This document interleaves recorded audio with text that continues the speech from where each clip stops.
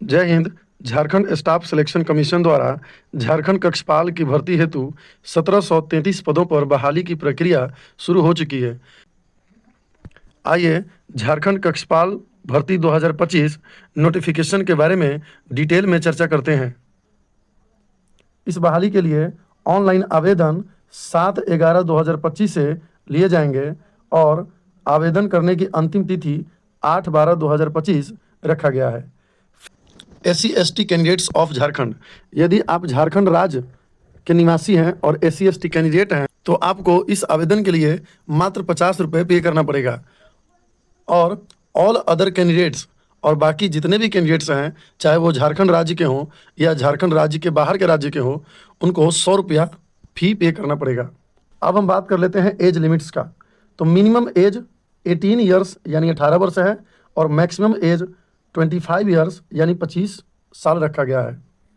अब हम बात कर लेते हैं क्वालिफिकेशन की। यदि आप 10th पास हैं, चाहे किसी राज्य सरकार के बोर्ड से हो या सेंट्रल गवर्नमेंट के बोर्ड से हो, तो आप इस भर्ती के लिए आवेदन कर सकते हैं।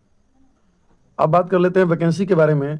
तो कक्षपाल पुरुष के लिए 1634 + 19 1653 वैकेंसी है और कक्षपाल फीमेल के लिए 64 + 16 80 वैकेंसी है, यानी कुल वैकेंसी 1733 है, जैसा कि ऊपर हमने डिस्कस किया है। अब हम बात कर लेते हैं फिजिकल टेस्ट के बारे में कि फिजिकल एफिशिएंसी कितना रहेगा।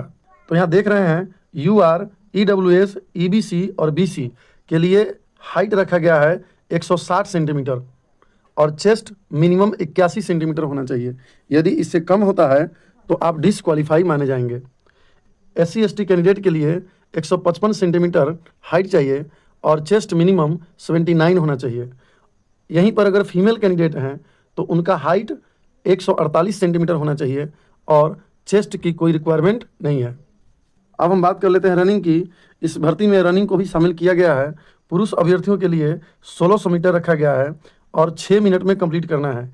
यदि 1600 मीटर रनिंग कंप्लीट करने के लिए 6 मिनट से ज़्यादा समय लगता है तो आपको डिसक्वालीफाई कर दिया जाएगा।